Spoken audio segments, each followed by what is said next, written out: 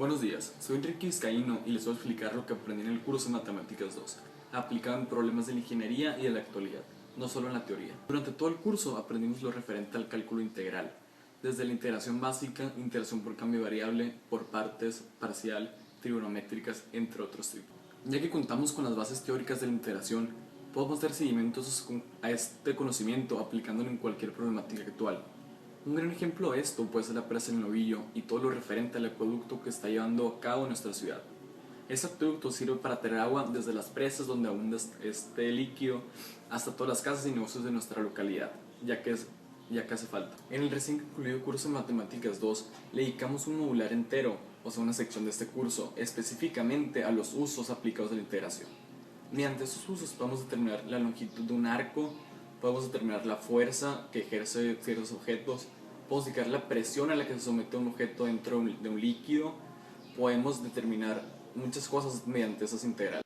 Con esas bases, en los usos aplicados de la integración que ya tenemos y con el inminente problema ingenieril del acueducto de Independencia, se puede utilizar la integración para resolver cuestiones de fuerza en los tubos o la fuerza necesaria que se necesita para empujar el agua desde la presa donde se encuentra el agua hasta nuestra ciudad de Hermosillo para acabar con ese problema.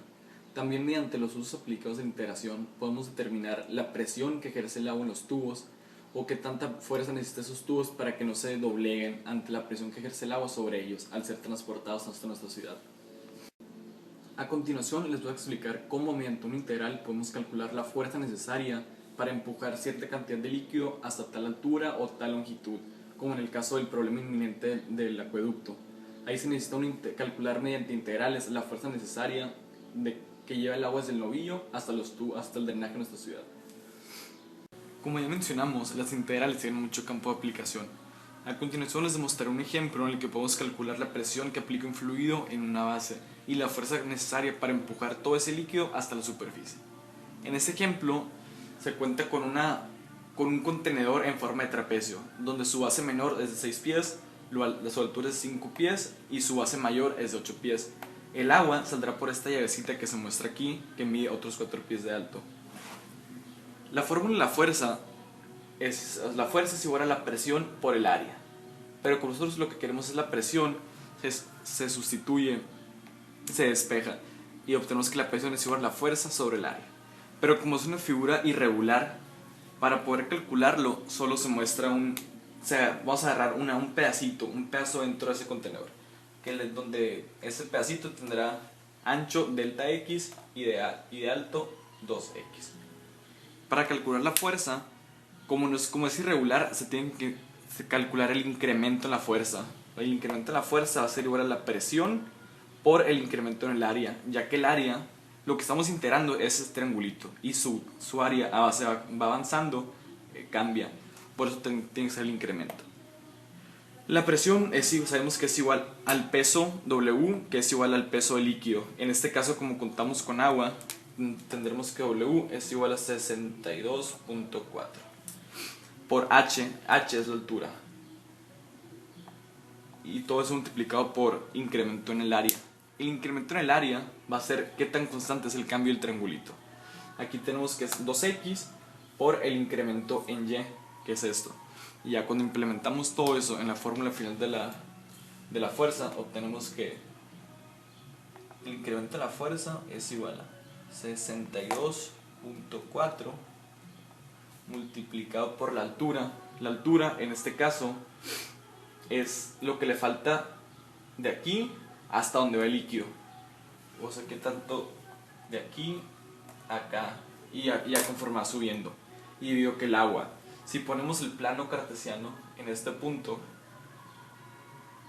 con la base menor en el puro centro, la altura restante del agua va a ser lo contrario a la altura, por lo tanto va a ser menos y por el incremento en el área, que sabemos que es 2x por delta y, que lo llamaremos diferencial en y.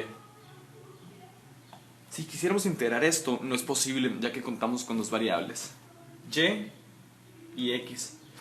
Por lo tanto, tendremos que obtener su equivalencia de la otra variable, o sea, igualar las dos variables en una.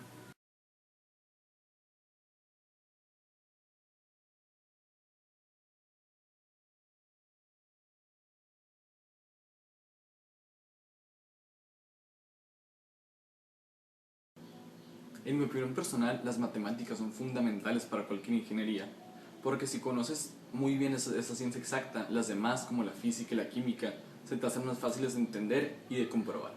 Por ejemplo, en la física, si tú necesitas saber cuál es la velocidad instantánea o la aceleración instantánea de una partícula, necesitas las derivadas, que es un concepto fundamental de las matemáticas. Con la derivada puedes derivar la ecuación del desplazamiento o la de la velocidad para sacar la velocidad instantánea o la aceleración instantánea.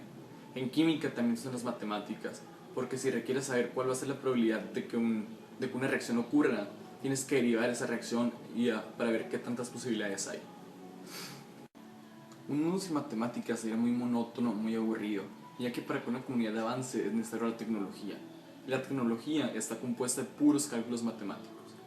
Las matemáticas nos las encontramos en cualquier parte del día con día, en aspectos que nos imaginamos. Por ejemplo, los economistas usan mucho las derivadas y la integración para calcular qué tan factible es que una acción suba o que una acción baje en el mercado de valores. O también, por ejemplo, los gimnasios.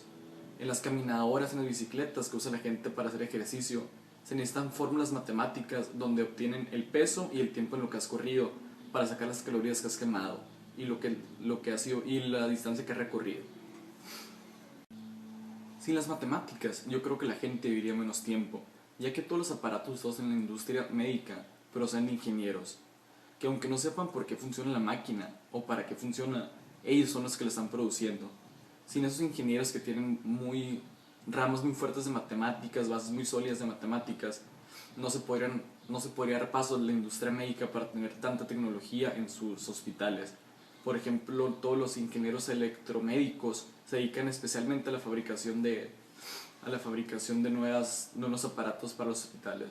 Y también es el caso de los ingenieros biotecnólogos que se dedican especialmente a las prótesis. Un doctor sabe cómo se usan, o sea, sabe cuándo es necesario usar una prótesis o cada aparato, pero no es capaz de producirla como los ingenieros, ya que ellos tienen el conocimiento sólido en matemáticas para producir esos aparatos.